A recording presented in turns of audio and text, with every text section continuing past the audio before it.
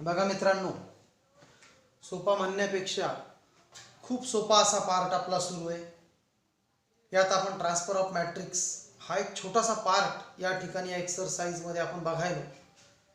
ह्या एक्सरसाइजला इतकं लांबवण्याचं, इतकं मोठं करण्याचं कारण नव्हतं, कारण एक्सरसाइजच्या हार्डनेसच्या मानाने इथं नंबर ऑफ प्रॉब्लेम्सची क्वांटिटी थोडी जास्त आहे.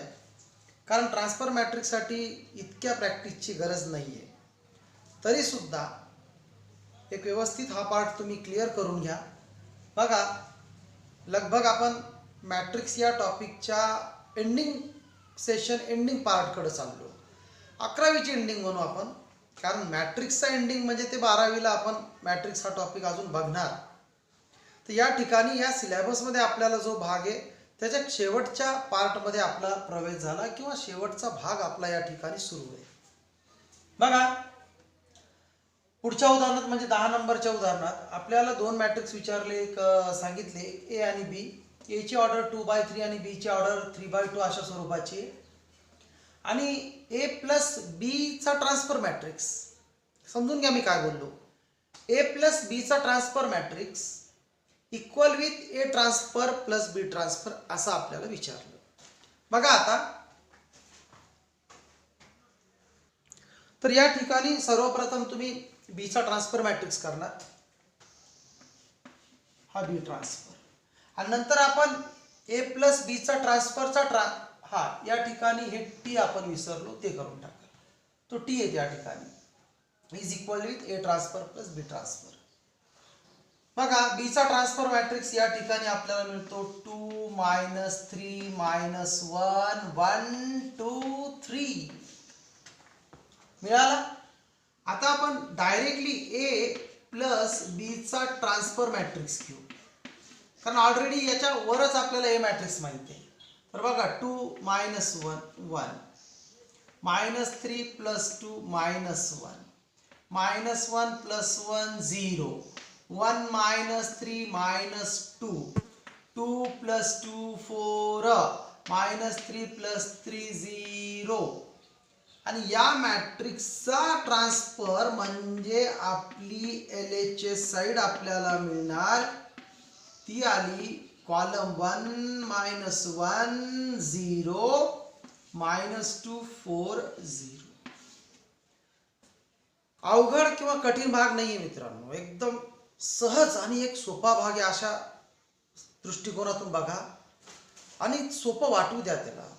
कारण ट्रान्सफर मॅट्रिक्स वगैरे तुम्हाला त्याच्यात काहीच करणं नसतं, कॉलमचं रो आणि रोचं कॉलम करणं असतं. बाकी त्याचा खूप मोठा मिनिंग वगैरे असं काही नाही. तर ही पूर्ण left hand side we are calling 1.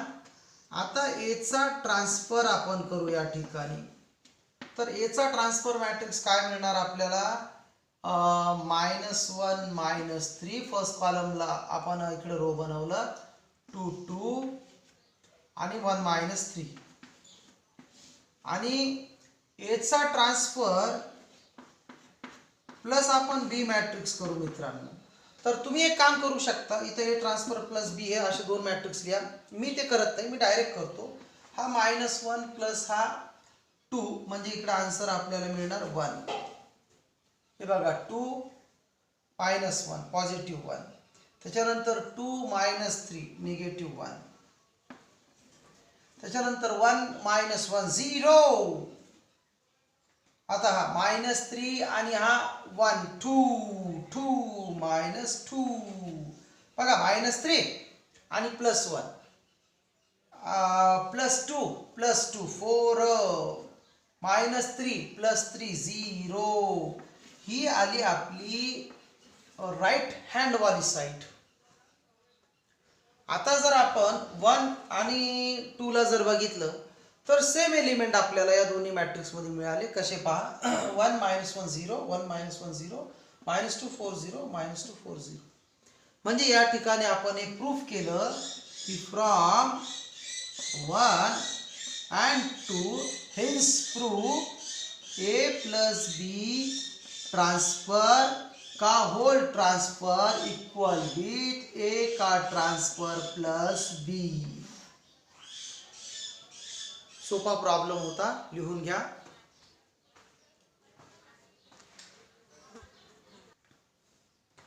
बघा मित्रांनो, पुढचा प्रॉब्लेम नंबर 11. जबरदस्त प्रॉब्लेम. वास्तविक ही एक प्रॉपर्टी आहे मित्रांनो. जो प्रॉब्लेम आता आपण सॉल्व्ह करायलो ना, ही खऱ्या अर्थाने एक प्रॉपर्टी आहे आणि या ठिकाणी ती प्रॉपर्टीज तुम्हाला उदाहरण स्वरूपात वापरली. म्हणजे आवश्यक नाही आहे की या ठिकाणी हे एलिमेंट वापरले किंवा असं एखादं मॅट्रिक्स वापरलं तरच असं होणार. असं म्हणजे कसं, इथं आपल्याला विचारलं की शो दॅट ए म्हणजे हा मॅट्रिक्स प्लस ए का ट्रान्सफर इज सिमेट्रिक. आपण कोणताही स्क्वेअर मॅट्रिक्स घेतला मित्रांनो, स्क्वेअर मॅट्रिक्सचा अर्थ म्हणजे काय, जितके रो तितके कॉलम. म्हणजे सरळ आपल्या भाषेत 2x2 किंवा 3x3चा मॅट्रिक्स, 2x2 किंवा 3x3चा मॅट्रिक्स, कोणताही मॅट्रिक्स असू द्या मग तो मॅट्रिक्स आणि त्याच्या ट्रान्सफर मॅट्रिक्सची ॲडिशन ही ऑलवेज सिमेट्रिक असते. It is property. आणि ए मायनस एचा ट्रान्सफर हा स्क्यू सिमेट्रिक असतो. ही अजून एक वेगळी प्रॉपर्टी होती मित्रांनो. हा जो ए मॅट्रिक्स आहे का, हा तुम्हाला कधी मिळतो माहिती आहे का, A is equal to half of A plus A transfer plus half of A minus A transfer. हे सॉल्व्ह केलं ना मित्रांनो, पुन्हा आपल्याला हा मॅट्रिक्सच मिळतो. म्हणजे या ठिकाणी हे नुसतं उदाहरण म्हणून तुम्ही बघू नका, तर ही एक प्रॉपर्टी असं समजून बघा. तर चला अगोदर हा पहिला पार्ट आपण क्लिअर करू की A plus A transfer matrix is symmetric matrix. तर मग what is symmetric matrix? Symmetric matrix means after interchange row to column और column to row then value या रिमेन अनचेंज. म्हणजे त्या मॅट्रिक्सचे रो आणि कॉलम बदलल्यानंतर सुद्धा आपल्याला दिलेला मॅट्रिक्सच पुन्हा मिळतो. It is symmetric matrix. बघा, तर आपण सुरुवातीला करू याचा ट्रान्सफर मॅट्रिक्स. एचा ट्रान्सफर हा 1 3 -2 इकडे कॉलम आहे, मी बनवतो त्याला रो. पुन्हा 2 2 -3 दुसऱ्या कॉलमला बनवतो मी दुसरा रो. आणि हे 4 1 2. आता डायरेक्टली इथंच करतो मित्रांनो, कारण बघा हा सोपा पार्ट आहे थोडा. आपला प्रयत्न या ठिकाणी कमी वेळेत हा पार्ट व्यवस्थित समजून सांगणं असा आहे. तुम्ही घरी प्रॅक्टिस करताना किंवा या भागाला फेर नोटबुकमध्ये नोट करताना हे व्यवस्थित लिहू शकता, ए प्लस एचा ट्रान्सफर. म्हणजे त्या ठिकाणी तुम्ही ही स्टेप वाटल्यास वाढवू शकता. बघा 1 + 1 2, 3 + 2 5, -2 + 2 2, सॉरी -2 + 4 2 + 3 5, 2 + 2 4, 1 - 3 -2, -2 + 4 2, सबट्रॅक्शन -3 + 1 -2 आणि 2 + 2 4 असं. मग आता हे आपल्याला चेक करायचं आहे मित्रांनो की this result is a symmetric. This result, मी रिझल्ट हा शब्द याच्यासाठी वापरला की ही ऑलरेडी दोन मॅट्रिक्सची ॲडिशन आहे, ए प्लस ए ट्रान्सफर मॅट्रिक्स. तर मग आपण सिमेट्रिक मॅट्रिक्स कसा चेक करतो, तर त्याचा ट्रान्सफर मॅट्रिक्स करू. तर मग करा त्याचा ट्रान्सफर मॅट्रिक्स. तर त्याचा ट्रान्सफर मॅट्रिक्स आला, या कॉलमला आपण रो बनवलं 2 5 2, या दुसऱ्या कॉलमला दुसरा रो बनवला 5 4 -2, आणि तिसऱ्या कॉलमला आपण तिसरा रो बनवला 2 -2 4. सांगा तुमच्या काय लक्षात आलं. तर या ठिकाणी हे दोन्ही मॅट्रिक्स सेम आहे. 2 5 2 2 5 2 first row. Second row 5 4 -2 5 4 -2. Third row 2 -2 4 2 -2 4. म्हणजे या इतक्या भागाला ट्रान्सफर केल्यानंतर पुन्हा आपल्याला खाली तोच मॅट्रिक्स मिळाला. म्हणजेच या ठिकाणी हियर ए प्लस ए का transfer matrix is equal to A plus A का ट्रान्सफर का ट्रान्सफर. आलं लक्षात? म्हणून देअरफॉर ए प्लस ए का transfer is a symmetric matrix. आता आपल्याला याचं सबट्रॅक्शन करून हे स्क्यू सिमॅट्रिक असतं ते दाखवणं आहे. तर स्क्यू सिमॅट्रिक बद्दल चर्चा आपण हे उदाहरण झाल्यानंतर करू. आता व्यवस्थित तुम्ही हे उदाहरण लिहून घ्या.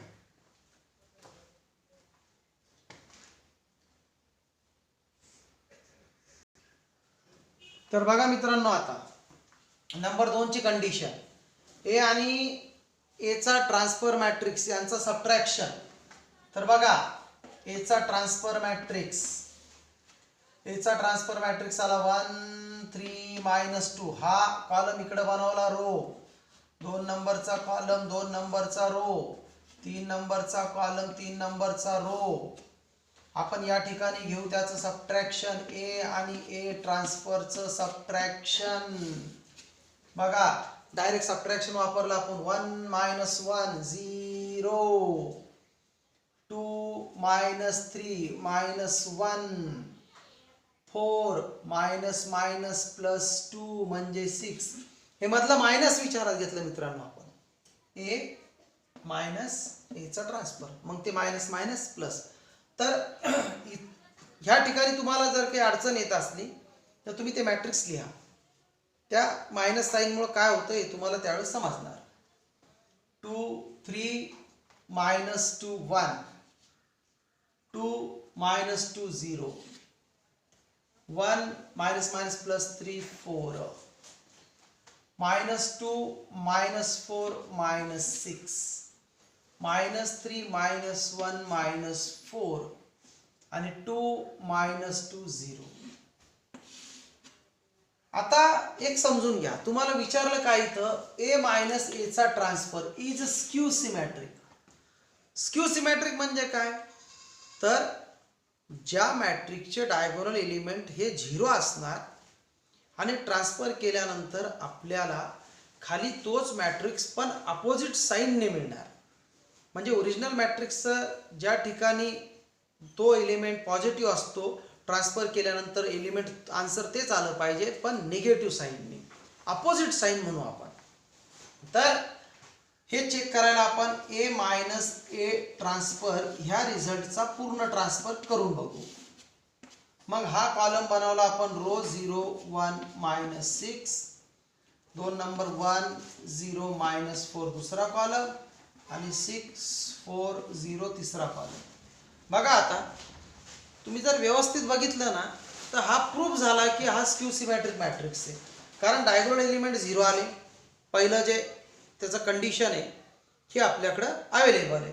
त्यानंतर या ठिकाणचा -1 इकडं पॉझिटिव्ह म्हणून आला. ओरिजिनल मॅट्रिक्समध्ये 6 इकडं पॉझिटिव्ह आहे, ट्रान्सफर नंतर ते 6 इकडं निगेटिव्ह आहे. इकडं हा 1 पॉझिटिव्ह आहे, ट्रान्सफर केल्यानंतर निगेटिव्ह मिळाला. 4 पॉझिटिव्ह आहे, 4 निगेटिव्ह मिळाला. 6 निगेटिव्ह आहे, 6 पॉझिटिव्ह मिळाला. -4 आहे, +4 आहे. आणि असं कधी होतं, स्क्यू सिमॅट्रिक मॅट्रिक्स झाल्यानंतर किंवा स्क्यू सिमॅट्रिक मॅट्रिक्स असल्यानंतर. म्हणजेच याचा अर्थ या ठिकाणी हे प्रूफ झालं की हा स्क्यू सिमॅट्रिक मॅट्रिक्स आहे. बघा मित्रांनो, समजून घ्यायचा पार्ट आहे.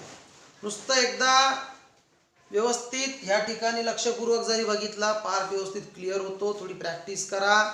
आणि या फॉर्म्युल्यावर जे आपल्याला प्रूफ करून सांगितलं की ए प्रूफ करा, गरज नाही आहे त्याची. मी जेवढं सांगतो तेवढंच करा. आणि एक 2-3 उदाहरणानंतर हे टॉपिक संपल्यानंतर एक भरपूर त्याची व्यवस्थित प्रॅक्टिस करा.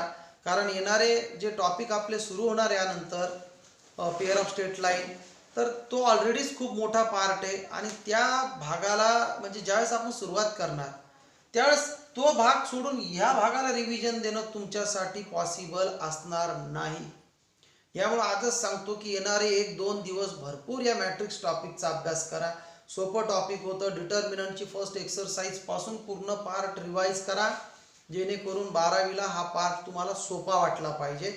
सोपाच पार्ट आहे, वाटला पाहिजे म्हणजे सोपाच पार्ट आहे. या लिहून ये.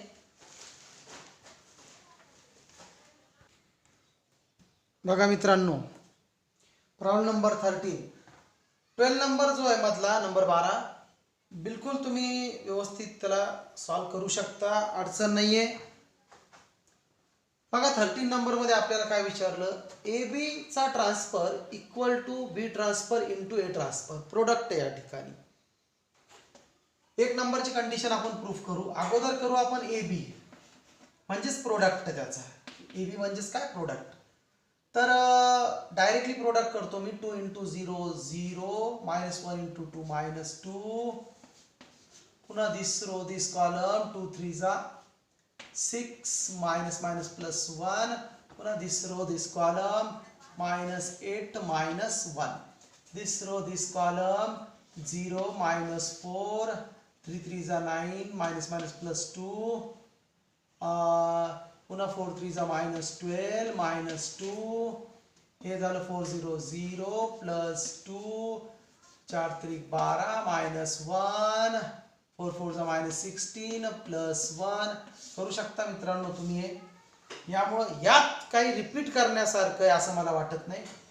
बघा तुमचं आन्सर आलं -2 7 -9 -4 11 -14 2 11 -15. आता यानंतर आपल्याला विचारलं याचा ट्रान्सफर करा. ए बी चा ट्रान्सफर मॅट्रिक्स जो आपल्याला मिळणार असा -2 -4 2 7 11 पुन्हा 11 -9 -14 -15. ही झाली आपली एक साइड मित्रांनो. आता बी चा ट्रान्सफर इंटू आपण करू ए चा ट्रान्सफर. डायरेक्टलीच घेतो मी बी चा ट्रान्सफर. डायरेक्टली बी चा ट्रान्सफर. बी चा ट्रान्सफर मॅट्रिक्स म्हणजे काय, 0 3 -4 आणि 2 -1 1 2 -1 1.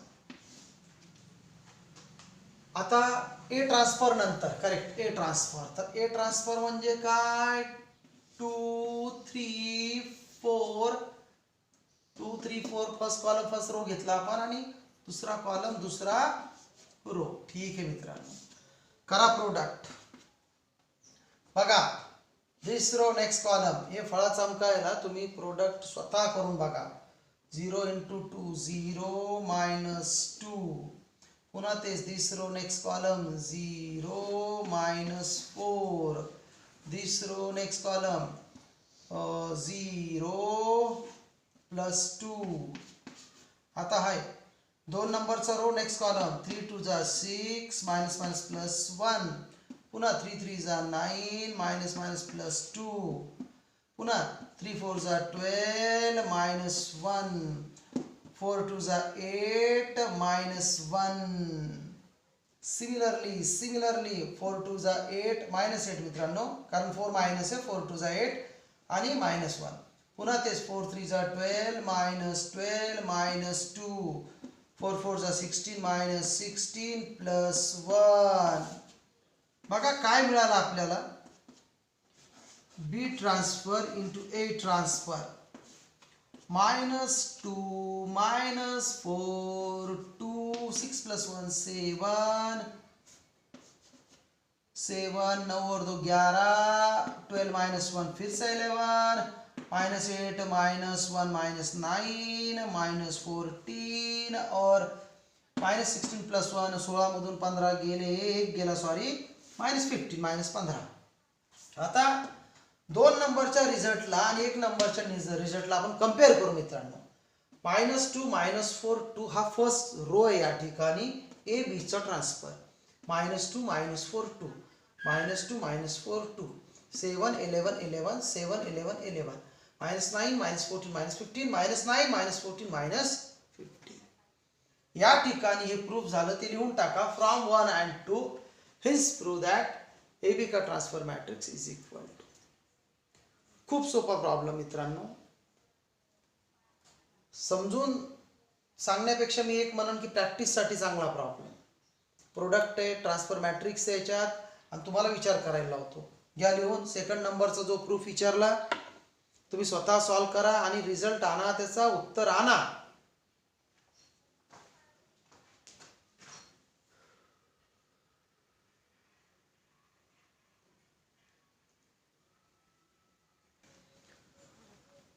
बघा शेवटचा प्रॉब्लेम मित्रांनो, प्रॉब्लेम नंबर 14. या प्रॉब्लेम मध्ये आपल्याला विचारलं की हा जो ए मॅट्रिक्स आहे, रो एलिमेंट आहे त्याचा कॉस अल्फा, साइन अल्फा आणि minus sine alpha, cos alpha. तर ए चा transfer matrix into A matrix हा आयडेंटिटी मॅट्रिक्स आपल्याला मिळणार. म्हणजे या ए मॅट्रिक्सच्या ट्रान्सफरचा आणि ओरिजिनल ए मॅट्रिक्सचा प्रोडक्ट या ठिकाणी आयडेंटिटी मॅट्रिक्स असतो. आपण अगोदर प्रॉपर्टी काय बघितली दोन उदाहरणं अगोदर, की ए प्लस ए डॅश या A transfer is always symmetric, A minus A transfer is always skew symmetrics. या पद्धतीने या ठिकाणी आपल्याला विचारलं हे आयडेंटिटी मॅट्रिक्स दाखवा.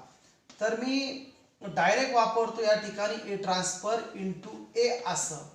तर मग ए चा ट्रान्सफर घेऊ आपण सुरुवातीला, कॉस मायनस साइन या ठिकाणी घेऊ आपण cos alpha minus sine alpha row, आणि दुसरा कॉलम दुसरा row sine alpha cos alpha.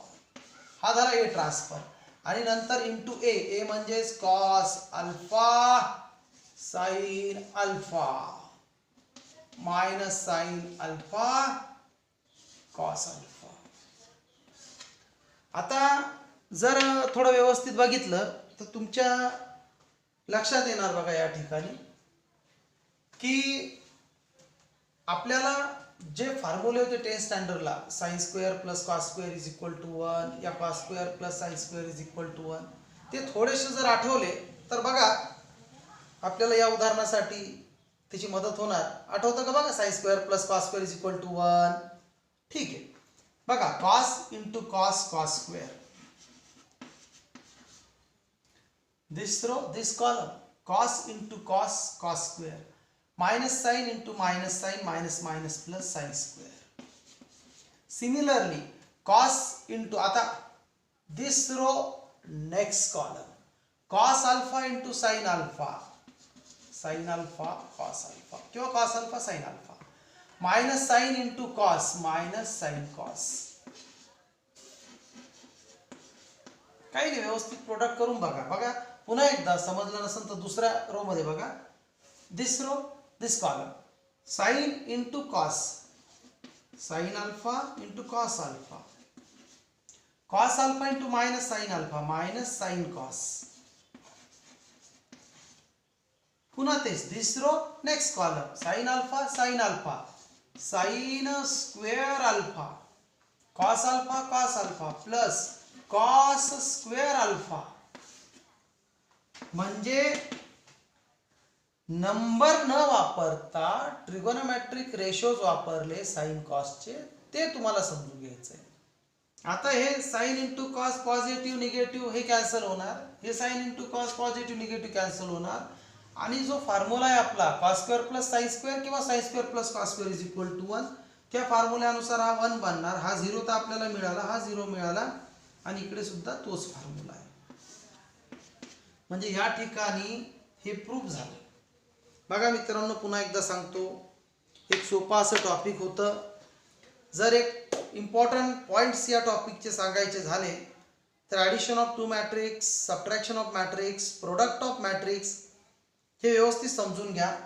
11वीच्या विद्यार्थ्याचा 2 मॅट्रिक्सचा प्रोडक्ट परफेक्ट असलाच पाहिजे. म्हणजे हे 12वीसाठी पेंडिंग ठेवू नका. 12वीला काय करणार तुम्ही, ते टॉपिक शिकणार का जे 11वीचं खरकट आहे ते साफ करणार? 12वीचा अभ्यास करणार ना. तर हे तुम्ही 11वीलाच परफेक्ट करा. आणि लक्षात असू द्या, यानंतरचं जे टॉपिक आहे पेअर ऑफ स्ट्रेट लाईन, त्या टायटलचं त्या नावाचं सुद्धा टॉपिक आपल्याला 12वीला असणार. यामुळं या ठिकाणी तुम्हाला जेवढं व्यवस्थित समजणार त्याचा सरळ फायदा तुमच्या येणाऱ्या 12वीसाठी तुम्हाला 100% होणार. तर या ठिकाणी मॅट्रिक्स हे टॉपिक, ज्ञानेश्वर या ठिकाणी मॅट्रिक्स हे टॉपिक आपलं संपलं असं मी तुम्हाला सांगू इच्छितो. भरपूर अभ्यास करा, या टॉपिकचा भरपूर सराव करा.